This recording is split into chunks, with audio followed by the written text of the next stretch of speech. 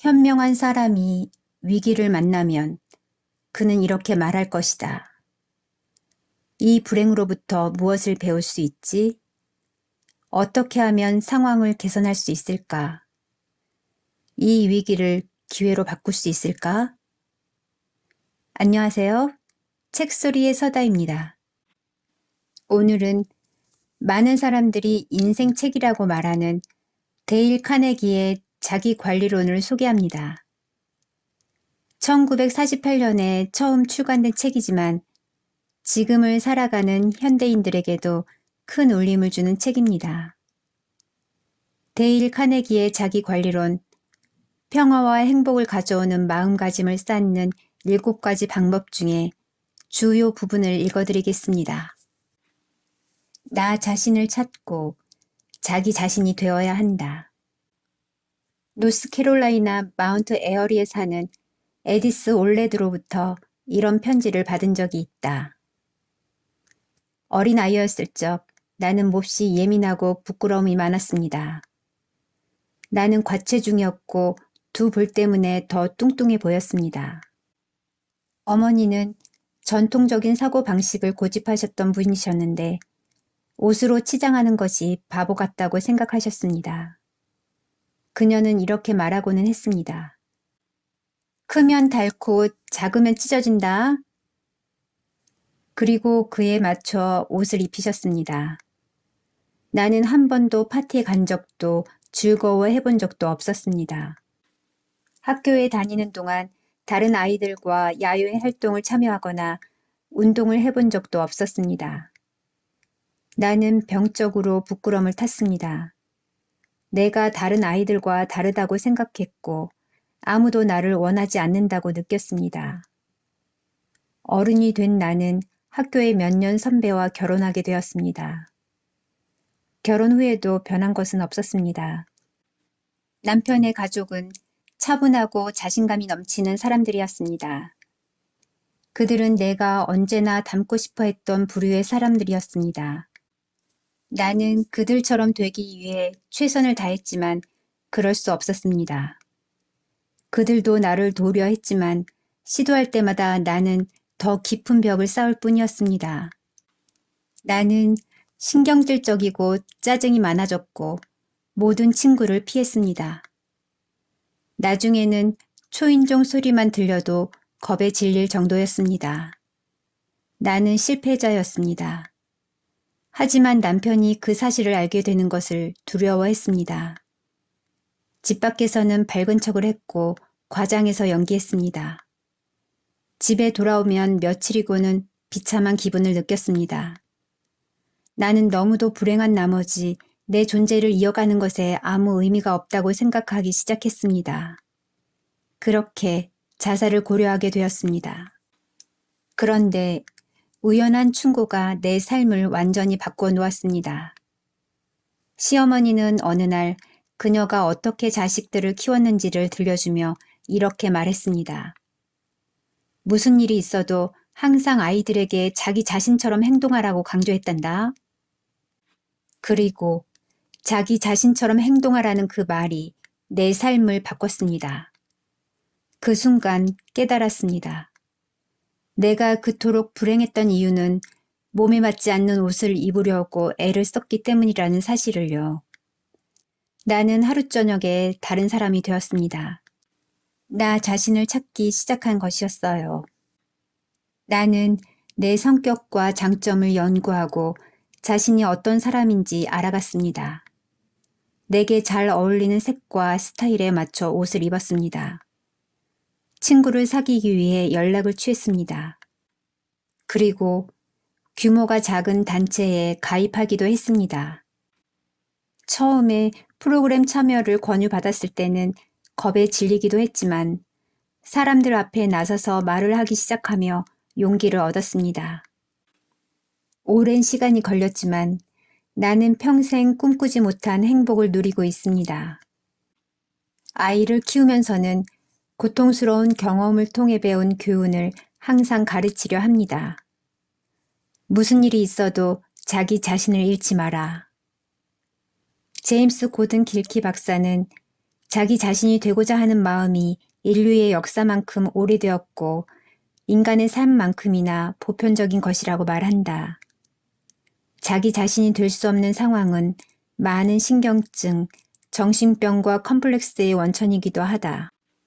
유아 교육에 관하여 13권의 책과 수천 개의 신문기사를 쓴 안젤로 파트리는 이렇게 말했다. 신체적으로 또는 정신적으로 다른 사람이 되고자 하는 사람만큼 불행한 사람도 없다. 자신이 아닌 다른 사람이 되고자 하는 열망은 특히나 할리우드에 만연하다. 할리우드의 거장감독 스탠 모드는 야심에 찬 젊은 배우들이 일할 때 가장 골머리를 앓는 부분이 다름 아닌 그들이 자신을 잃어버리지 않도록 하는 것에 있다고 말했다. 젊은 배우들은 제2의 라나 터너 또는 제3의 클라크 게이블이 되고자 한다. 샘 우드는 그들에게 반복해서 조언한다. 그들은 이미 대중이 알고 있는 맛이다. 그들은 무언가 다른 것을 원한다. 굿바이 미스터 칩스나 누구를 위하여 종은 울리나 등의 작품을 만들기에 앞서 샘 우드는 부동산 중개업에 몇 년 동안이나 종사하며 영업에 필요한 인격을 개발했다. 그리고 그는 비즈니스 업계나 영화계나 동일한 원칙이 적용된다고 말했다. 다른 사람을 흉내내는 것만으로는 아무것도 이룰 수 없다. 우리는 남의 말을 따라하는 앵무새가 될 수 없다. 그는 이렇게 말했다. 경험을 통해 자신이 아닌 다른 사람을 흉내내는 사람과는 최대한 빨리 관계를 끊는 것이 좋다는 걸 알게 되었습니다. 나는 최근 소코니 백휘엄 정유회사의 인사 책임자인 폴 보인턴과 이야기를 나눌 기회가 있었다. 그는 6,000명이 넘는 지원자를 인터뷰했고 일자리를 구하는 6가지 방법이라는 책을 저술하였다. 나는 그에게 사람들이 일자리에 지원하며 저지르는 가장 큰 실수가 무엇인지 물어보았다. 그는 이렇게 답했다. 사람들이 일자리에 지원하며 저지르는 가장 큰 실수는 자기 자신답게 행동하지 않는 것에 있습니다. 바로 편안한 자세와 솔직한 답변으로 면담에 임하는 것이 아닌 심사위원이 원하는 답을 주려고 노력하는 것입니다. 하지만 그런 수는 통하지 않는다. 세상에 가짜와 일하고 싶어하는 사람은 없다. 위조 지폐를 원하는 사람이 없든 말이다.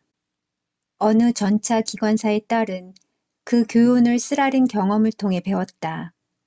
그녀의 꿈은 가수였다. 하지만 그녀는 자신의 외모를 불행으로 여겼다. 그녀에게는 큰 입과 뻐드렁니라는 컴플렉스가 있었다. 그녀가 뉴저지의 한 나이트클럽에서 처음으로 대중 앞에서 노래를 불렀을 때 그녀는 윗입술을 내려 치아를 감추려고 했다. 어떻게든 근사한 모습을 만들어 본 것이었다. 그 결과는 어땠을까? 그녀는 웃음거리가 되었고 커리어를 망칠 위기에 놓였다. 하지만 그녀에게 재능이 있다는 걸 전해 들은 나이트클럽 직원이 그녀를 찾아왔다. 그리고 그는 직설적인 조언을 건넸다. 이보세요. 난 여기서 당신이 공연하는 것을 보았고 뭘 숨기려 하는지도 보았어요. 당신은 치아가 창피한 것이지요. 그녀는 얼굴을 붉혔고 남자는 말을 이어갔다. 그래서 뭐 어쨌다는 겁니까? 뻐드렁니가 있으면 큰 잘못이라도 된답니까? 치아를 숨기려 하지 마세요. 입을 크게 벌려 창피하지 않다는 걸 보여주세요. 그러면 사람들도 당신을 좋아하게 될 겁니다. 게다가 당신이 그토록 숨기고 싶어하는 뻐드렁니가 복을 불러올지 또 어떻게 합니까? 카스 데일리는 그의 충고를 받아들였고 치아에 대해서는 잊어버렸다. 그 이후로 그녀는 오직 관객만을 생각했다. 그녀는 입을 크게 벌리고 열과 성을 다해 노래하였고 결국 영화와 라디오에 출연하는 톱스타가 되었다. 그녀를 따라하는 코미디언들이 생길 정도였다. 그 유명한 윌리엄 제임스는 평범한 사람은 잠재된 지적 능력 가운데 오직 10%만 사용할 수 있다고 말하며 자기 자신을 결코 발견하지 못한 사람들을 가리켰다. 그는 이렇게 적었다. 우리는 겨우 반만 깨어있을 뿐이다. 그것도 우리의 신체적, 정신적 자원의 아주 일부만을 사용하면서 말이다. 대체로 인간은 자신의 한계에 한참 못 미치는 삶을 산다. 인간은 다양한 힘을 지녔지만 그걸 사용하는 데 실패하는 것에 익숙해져 있을 뿐이다. 당신과 나에게도 그런 능력이 있다. 그러니 다른 사람이 되지 못한다고 해서 1초라도 걱정하는 것은 시간 낭비이다. 당신은 이 세상에 새로운 존재로 왔다. 그 전에도 없었고 앞으로도 당신과 똑같은 사람은 없을 것이다. 아무리 오랜 시간이 흐른다고 해도 말이다. 최신의 유전학은 우리가 어머니와 아버지로부터 각각 24개씩 받은 염색체가 합쳐진 결과임을 알려주었다. 이 48개의 염색체는 당신이 부모님으로부터 물려받은 모든 것을 포함하고 있다. 그리고 암난 샤인펠트가 말했듯 각 염색체는 수십에서 수백 개의 유전자를 내포하는데 각 유전자에는 한 인간의 생애를 뒤바꿀 능력이 있다. 정말이지 우리는 무시무시할 정도로 아주 잘 만들어졌다. 당신의 어머니와 아버지가 만나서 당신을 낳은 뒤에도 정확히 당신이라는 존재가 태어날 확률은 겨우 300조분의 1이라고 한다. 이는 곧 당신에게 300조 명의 형제 자매가 있다고 해도 당신과 같은 사람은 한 명도 없다는 걸 뜻한다. 이게 추측 같은가? 아니다. 이건 과학적인 사실이다. 이 주제에 관해 더 자세한 설명을 읽고 싶다면 공공도서관에 가서 암난 샤인펠트가 저술한 당신과 유전이라는 책을 빌려보라. 내가 이 주제에 관해 확신을 가지고 말할 수 있는 건 나 역시 깊이 공감한 적이 있기 때문이다. 나는 쓰라리고 값비싼 경험을 통해 이 교훈을 얻게 되었다. 내가 처음 미주리의 옥수수밭을 떠나 뉴욕에 왔을 당시 나는 미국 극예술 아카데미에 등록하였다. 나는 배우가 되기를 꿈꿨다. 당시 내게는 성공으로 가는 지름길처럼 보이는 번뜩이는 아이디어가 있었다. 그 아이디어는 아주 간단하고 실패할 리가 없어 보였기에 왜 수많은 야심찬 사람들이 이 방법을 먼저 발견하지 못했는지 이해할 수 없을 정도였다. 나는 존 드루, 윌터 햄던, 오터스 스키너와 같이 당대 최고 배우들의 연기를 연구하고 각자 배우가 가진 최고의 장점을 흉내내고자 했다. 그리고 그렇게 모두의 장점을 조합하여 가장 찬란하고 빛나는 존재로 거듭나고자 했다. 이 얼마나 바보 같고 우스꽝스러운 생각인가. 나는 그렇게 다른 사람을 흉내내는데 몇 년을 허비했다. 나는 다른 사람이 아닌 나 자신이 되어야 하며 다른 사람이 될 수도 없다는 사실이 미주리 출신의 두꺼운 두개골 속으로 들어와 박히기 전까지 말이다. 이 괴로운 경험은 마음에 오래 남을 교훈을 가르쳐 주었지만 나는 그 교훈을 바로 실행하지 않았다. 나는 그러기에 너무 멍청했다. 나는 그 교훈을 처음부터 다시 배워야 했다. 그로부터 몇 년 뒤, 나는 사업가를 위한 역사상 최고의 대중연설책을 쓰고자 마음먹었다. 그리고 나는 정확히 똑같은 바보짓을 했다. 수많은 작가들의 아이디어를 빌려 한 책에 우겨 넣은 뒤 모든 것이 들어있는 책을 만들고자 한 것이다. 그렇게 나는 대중연설에 관한 수십 권의 책을 샀고 내 책에 그들의 아이디어를 포함시키기 위해 1년을 허비했다. 그렇게 나는 다시 한번 바보 같은 짓을 했다는 걸 절실히 깨닫게 되었다. 내가 다른 사람의 아이디어를 가져와 만든 뒤죽박죽된 자료집은 너무도 인위적이고 따분해서 그 어떤 사업가도 뒤적거리지 않을 것 같았다. 그렇게 나는 1년치 결과물을 쓰레기통에 버린 뒤 처음부터 다시 시작하게 되었다. 당시 나는 이렇게 결심했다. 너는 데일 카네기가 되어야 해. 그의 모든 결정과 한계를 받아들이는 거야. 다른 사람이 될 수는 없어. 나는 그렇게 다른 사람들을 종합한 무엇인가가 되려는 노력을 그만두고 소매를 걷어붙인 뒤 처음부터 했어야 할 일에 뛰어들었다. 나는 대중연설가이자 교사로서의 내 경험과 연구, 신념을 기반으로 책을 쓰기 시작했다. 나는 월터 롤리경이 배웠던 교훈을 배우게 된 것이다. 이번에는 그 교훈이 평생 마음에 남기를 바라면서 말이다. 나는 세익스피어에 대적할 책은 쓸 수 없지만 내 책은 쓸 수 있다.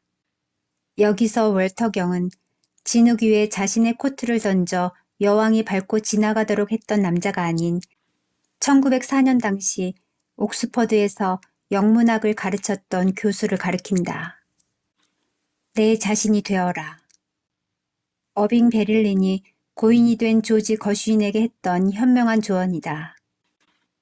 베를린과 거슈인이 처음 만났을 당시 베를린은 이미 명성을 떨치고 있었으나 거슈인은 대중음악 작곡가들 사이에서 고작 주급 35달러를 받으며 고생 중인 젊은 작곡가에 불과했다.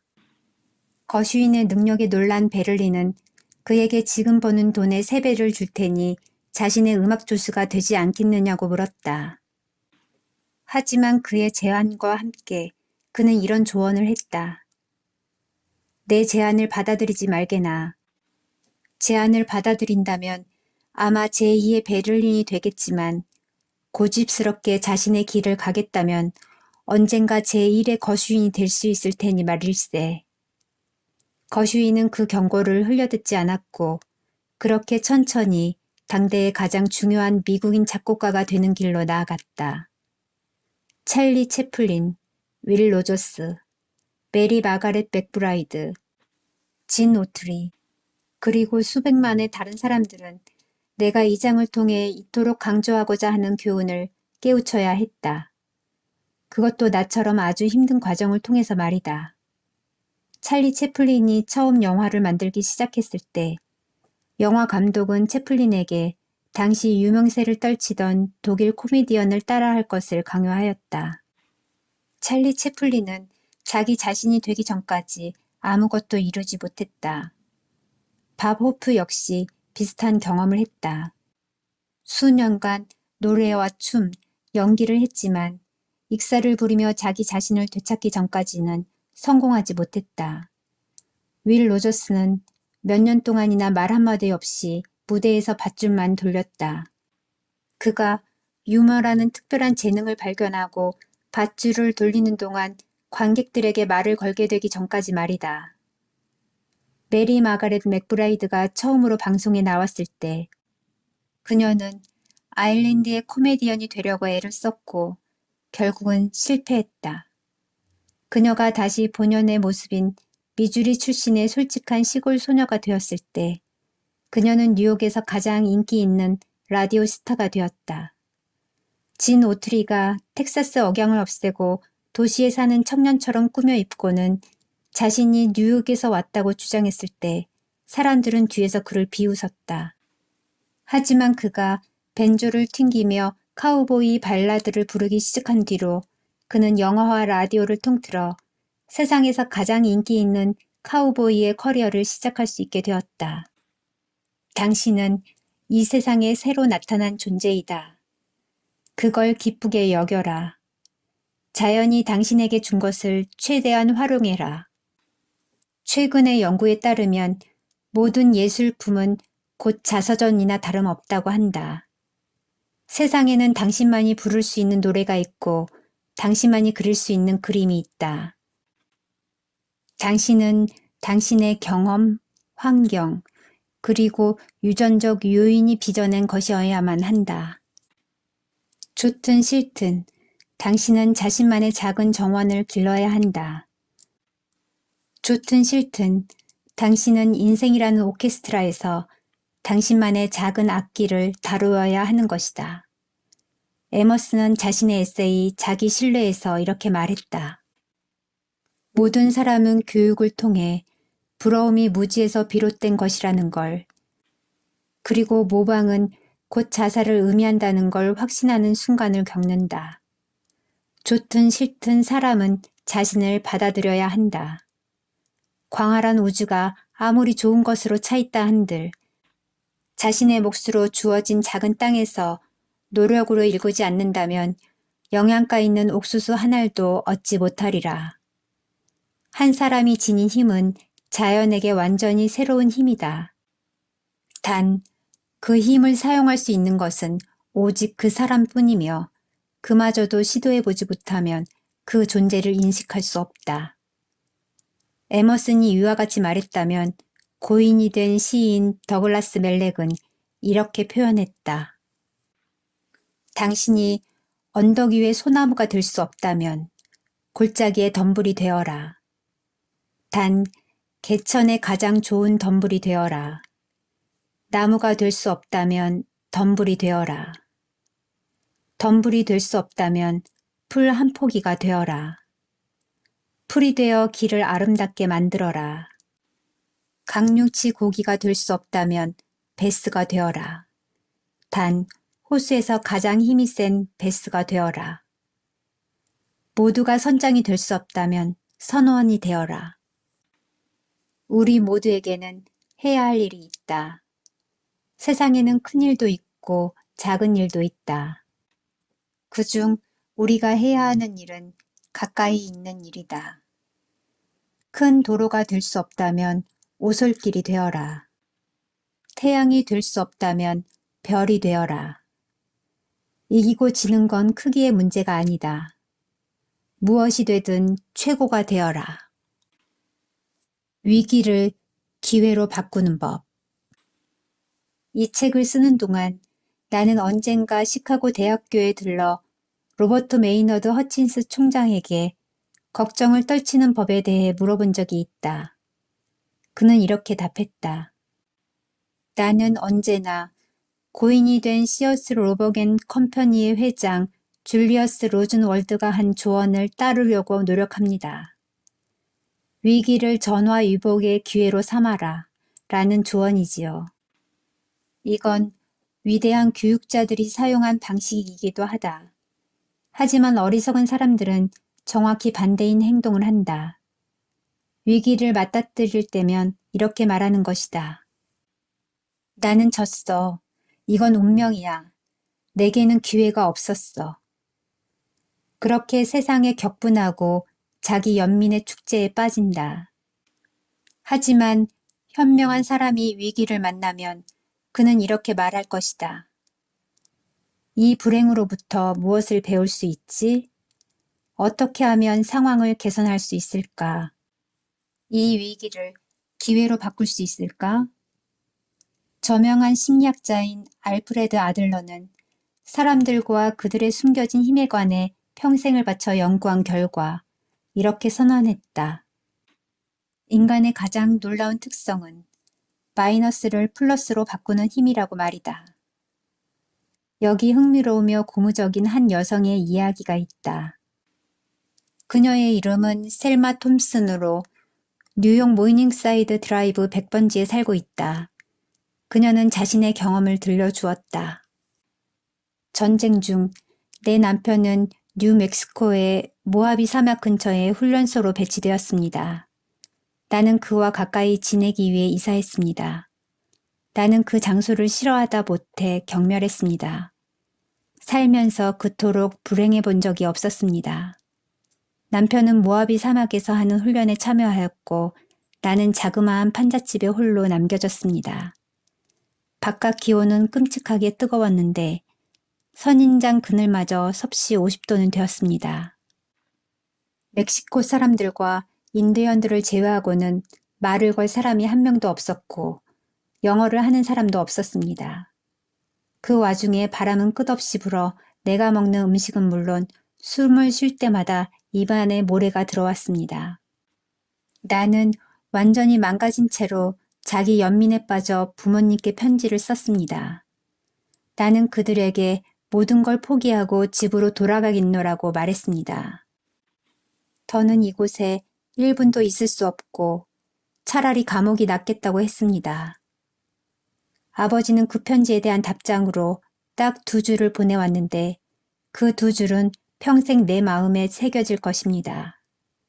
그의 답장은 제 인생을 완전히 변화시켰습니다. 두 남자가 감옥 창살 밖을 쳐다보았다.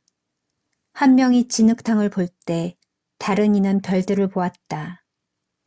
나는 그 두 문장을 읽고 또 읽었습니다. 나는 스스로가 창피해졌습니다. 나는 그렇게 지금 상황에서 찾아낼 수 있는 장점들을 찾기로 마음먹었습니다. 별들을 보기로 한 것이었습니다. 나는 현지인들과 친구가 되었습니다. 그리고 그들의 반응은 나를 놀라게 했습니다. 내가 그들의 수공예품과 도예품에 관심을 보이자 그들은 관광객에게도 팔기를 거절했던 아끼던 작품들을 선물로 주었습니다. 나는 선인장과 유카스 그리고 조슈아 나무의 매혹적인 형태를 연구했습니다. 나는 프레리 도그에 관해 배웠고 사막의 노을을 감상했고 그곳이 수백만 년 전 바다였을 때의 흔적인 조개 껍데기를 찾아다녔습니다. 이 놀라운 변화가 나에게 무엇을 가져왔을까요? 모하비 사막은 변하지 않았습니다. 인디안들도 변하지 않았습니다. 변한 건 나 자신이었습니다. 나는 마음가짐을 바꾸었고 끔찍한 경험을 인생에서 가장 신나는 모험으로 바꿨습니다. 나는 내가 발견한 새로운 세상으로부터 격려와 자극을 받았습니다. 나는 너무도 신난 나머지 그에 관한 책도 썼습니다. 눈부신 성벽이라는 소설이었습니다. 나는 그렇게 스스로 만든 감옥의 창밖에서 별을 발견한 것입니다. 셀마 톰슨은 예수가 태어나기 500년 전 고대 그리스인들이 가르친 오래된 진리를 깨달은 것이다. 가장 좋은 일은 가장 어렵기 마련이다. 해리 에머슨 포시딕은 20세기에 다시 그 진리를 꺼내들었다. 행복은 즐겁지 않다. 하지만 행복은 곧 승리다. 맞다. 행복은 성취감, 승리감, 전화위복의 기쁨으로부터 온다. 한 번은 플로리다에서 위기를 기회로 삼은 한 농부를 방문한 적이 있다. 그가 처음으로 농장을 열었을 때 그는 낙심하고 말았다. 땅이 너무도 척박했던 나머지 과일나무를 심거나 돼지를 기를 수 없었던 것이다. 그곳에서 자랄 만한 것은 줄참나무와 방울뱀이 전부였다. 그는 거기에서 아이디어를 얻었다. 위기를 기회로 삼은 것이다. 그는 방울뱀을 최대한 활용해 보기로 했다. 그는 모두를 놀라게 하려고 방울뱀 고기 통조림을 만들기 시작했다. 내가 지금으로부터 몇 년 전 그를 방문하기 위해 들렀을 때 나는 관광객들이 그의 방울뱀 농장을 보기 위해 해마다 2만 명씩 모여드는 광경을 볼 수 있었다. 그의 사업은 번창했다. 방울뱀의 송곳니에서 채취한 독은 해독제를 만들기 위해 연구소로 보내졌다. 방울뱀의 가죽은 신발과 핸드백의 재료로 비싸게 팔렸다. 통조림 고기는 전 세계의 고객을 만나기 위해 배에 태워졌다. 나는 그 장소를 찍은 사진 엽서를 한 장 구매해 마을의 우체국에 가보니 그 마을은 이제 플로리다 방울뱀 마을로 이름이 바뀌어 있었다. 위기를 기회로 바꾼 한 남자에 대한 공경의 표시로 말이다. 미국 전역을 여행하는 동안 나는 그렇게 마이너스를 플러스로 바꾸는 힘을 증명한 무수한 사람들을 만나는 특혜를 누렸다. 고인이 된 신에 대항한 12명을 쓴 윌리엄 볼리도는 이렇게 말했다. 인생에서 가장 중요한 것은 얻은 것을 이용하는 것이 아니다. 그건 바보라도 할 수 있다. 가장 중요한 것은 잃은 것으로부터 무언가를 얻는 것이다. 후자는 지능을 필요로 하며 지각 있는 자와 어리석은 자를 구분할 수 있도록 한다. 이는 볼리도가 기차 사고에서 다리 한쪽을 잃은 뒤 한 말이다. 하지만 나는 다리 2개를 모두 잃고도 마이너스를 플러스로 바꾼 사람을 알고 있다. 그의 이름은 벤 포트슨으로 나는 그를 조지아주 애틀란타의 한 호텔 엘리베이터에서 만났다. 내가 엘리베이터에 탔을 때 나는 코너의 휠체어에 앉은 두 다리를 잃은 이 남자를 보았다. 그는 아주 명랑한 성격으로 보였다. 엘리베이터가 멈추자 그는 내게 자기가 내릴 수 있도록 한 걸음만 뒤로 물러나 줄 수 있는지 쾌활하게 물었다. 그는 이렇게 말했다. 귀찮게 해서 정말 죄송합니다. 그의 얼굴에는 아주 따뜻한 미소가 퍼져 있었다. 엘리베이터에서 내려 방으로 돌아간 뒤에도 나는 그 명랑한 남자의 생각을 멈출 수가 없었다. 나는 다시 그를 찾아가 이야기를 듣게 되었다. 그는 미소를 머금은 채로 자신의 이야기를 들려주었다. 1929년에 일어난 일이었습니다. 나는 콩밭에 사용할 말뚝이 필요해 히코리 나무를 구하러 갔습니다. 나무를 포드에 싣고 집으로 향하던 중이었습니다. 갑자기 나뭇가지 하나가 떨어지더니 차 밑으로 들어가 조종장치에 낀 모양이었습니다. 하필이면 나는 급커브를 돌고 있었고 차가 둑 너머로 넘어가며 나는 나무에 부딪히고 말았습니다. 척추를 다쳤고 두 다리에는 마비가 왔습니다. 그 일이 일어난 당시 나는 24살이었습니다. 그 뒤로 한 번도 걸은 적이 없습니다. 24살에 평생 휠체어 생활을 해야 한다고 선고를 받다니 나는 그에게 어떻게 그렇게 용기 있게 대처할 수 있었냐고 물었다. 그는 이렇게 답했다. 그럴 수 없었습니다. 그는 화를 내고 반항했다. 그리고 운명을 원망했다. 하지만 시간이 흐를수록 반항심이 씁쓸함만 남긴다는 것을 알게 되었다. 그는 말했다. 나는 결국 다른 사람들이 나를 친절하고 정중하게 대한다는 사실을 깨닫게 되었습니다.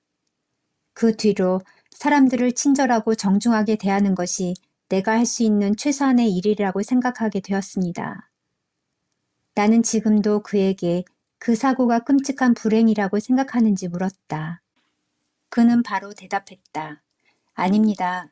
지금은 그런 일이 일어났다는 것에 감사할 정도입니다.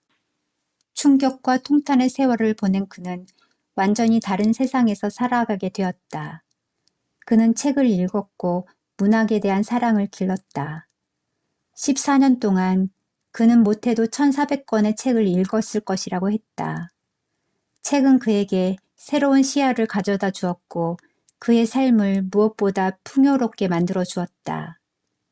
그는 좋은 음악을 듣기 시작했다. 과거에는 시시하게 들렸던 교회 한 곡을 들으면 이제는 전율을 느낄 수 있었다. 가장 큰 변화는 그에게 생각할 시간이 생겼다는 것이었다. 태어나서 처음으로 나는 세상을 똑바로 바라보고 올바른 가치관을 가질 수 있게 되었습니다. 내가 그토록 얻으려 노력했던 것들 대부분이 하찮은 것들이었다는 사실을 깨달았습니다. 독서를 통해 그는 정치와 공공 문제에 관심을 가지게 되었고 휠체어를 타고 다니며 연설을 하기 시작했다. 그는 활발하게 사람을 사귀었다. 그리고 벤 포트슨 스틸은 여전히 휠체어를 탄 채로 조지아의 국무장관으로 일하고 있다. 지난 35년간 나는 뉴욕에서 성인들을 대상으로 강좌를 열었고 많은 성인들의 가장 큰 후회가 다름 아닌 대학에 가지 않은 것이라는 걸 깨달았다. 그들은 대학 교육을 받지 못한 것을 큰 결함으로 여기는 듯 했다. 나는 그게 반드시 사실이 아니라는 것을 알고 있다. 고등학교만 졸업하고도 성공한 사람이 수두룩하다는 것을 보았기 때문이다. 그리하여 나는 학생들에게 초등학교도 제대로 나오지 못한 어떤 남자의 이야기를 들려주고는 한다. 그는 끔찍한 가난 속에서 자랐다. 그의 아버지가 돌아가셨을 때마저 아버지의 친구들이 모아준 돈으로 관을 사야 할 정도였다. 아버지를 여인 뒤 어머니는 우산 공장에서 매일 10시간씩 일하면서도 집에 삭리를 가져와 밤 11시까지 일하고는 했다. 이런 환경에서 자란 아이는 어느 날 교회 클럽에서 주최한 아마추어 연극에 참여하게 된다. 그는 연기에 흥미를 느낀 나머지 대중연설에 도전하게 된다. 그렇게 그는 정치에 입문하였다. 그리고 겨우 30세의 나이에 뉴욕의 주의원이 되었다. 하지만 애석하게도 그는 그 책임을 맡을 준비가 되어 있지 않았다. 사실 그는 솔직히 말해 무슨 일이 벌어지는지도 제대로 이해하지 못했다고 했다. 그는 투표가 필요한 길고 복잡한 법안들을 공부했으나 그건 알지도 못하는 인디안의 언어로 쓰인 것만 같았다고 한다. 그는 걱정과 혼란이 이어지는 가운데 숲위원회의 위원으로 발탁되었다. 그때까지 그는 숲이라고는 발도 들여놓은 적이 없었다. 그는 심지어 주 은행위원회의 위원으로 발탁되기 전까지는 통장도 하나 없었다고 한다. 그는 직접 나에게 너무도 낙심한 나머지 의원직을 내려놓고 싶었으나 어머니에게 그 사실을 고하기가 창피해서 그럴 수 없었다고 말해주었다. 대신 그는 매일 16시간을 공부하며 무지라는 위기를 지식이라는 기회로 바꿨다. 그럼으로써 그는 지역 정치인에서 전국적인 인물로 거듭나게 되었다. 뉴욕 타임스는 그를 뉴욕에서 가장 사랑받는 시민이라고 불렀다. 이것은 엘 스미스의 이야기이다. 엘 스미스가 독학 정치를 이어간 지 10년이 되던 해, 그는 뉴욕 주정부에 현존하는 최고 권위자가 되었다. 그는 뉴욕의 주지사로 뽑혔으며 4번이나 연임을 했다. 그건 여태까지 누구도 이루지 못한 성과였다. 1928년 그는 민주당의 대통령 후보가 되었다. 컬럼비아와 하버드를 비롯한 6개의 명문 대학에서 그에게 명예학위를 수여했다. 그는 초등학교 이후로 제대로 된 교육을 받아본 적이 없던 사람이었는데도 말이다. 엘 스미스가 내게 말하길 마이너스를 플러스로 바꾸기 위해 매일 16시간씩 힘들게 공부하지 않았다면 결코 이룰 수 없을 일이었다고 한다. 니체는 군자란 필요함에 의해 꿋꿋함을 잃지 않는 것이 아닌 그것을 사랑하는 사람이라고 했다.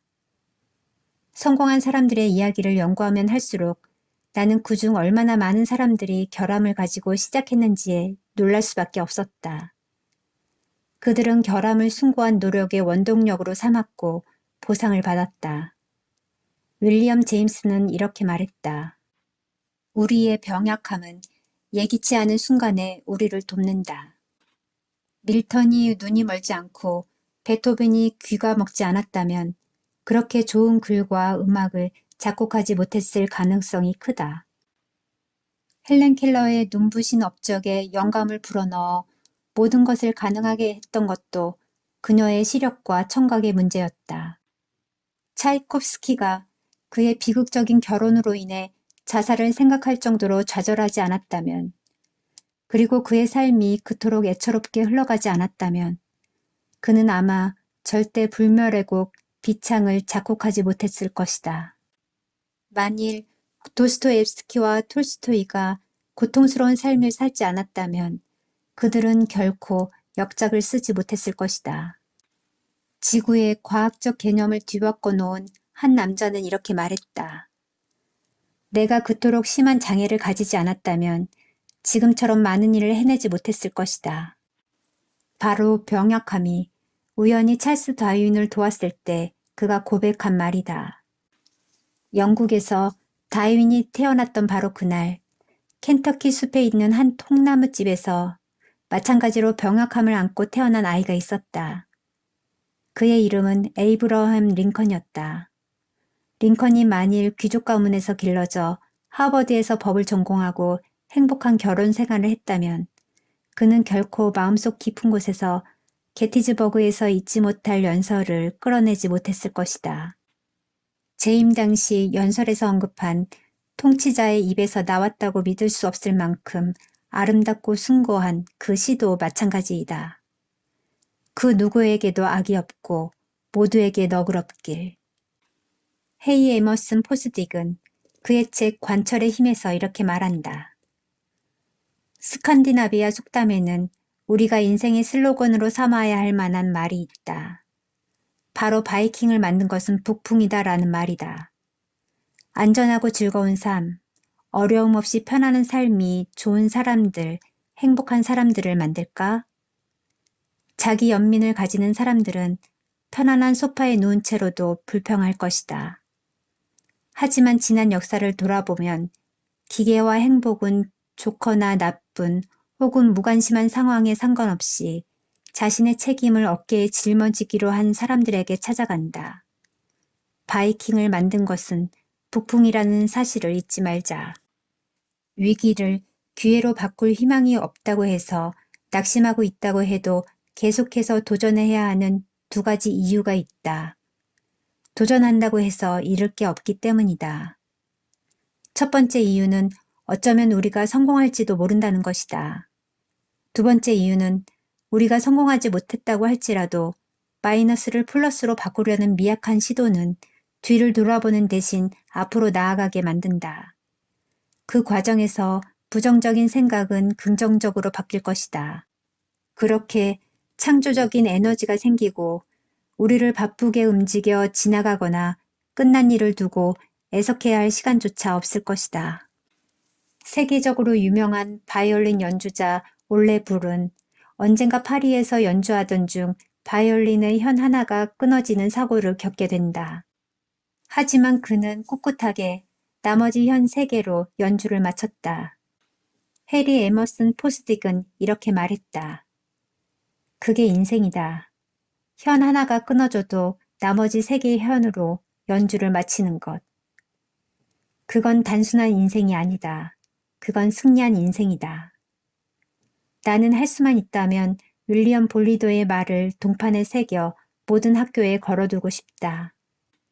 인생에서 가장 중요한 것은 얻은 것을 이용하는 것이 아니다. 그건 바보라도 할 수 있다. 가장 중요한 것은 잃은 것으로부터 무언가를 얻는 것이다. 후자는 지능을 필요로 하며 지각 있는 자와 어리석은 자를 구분할 수 있도록 한다. 여기까지 데일 카네기 자기관리론 일부를 읽어드렸습니다. 좋아요, 구독은 영상 제작의 힘입니다. 감사합니다. 책소리의 서다였습니다.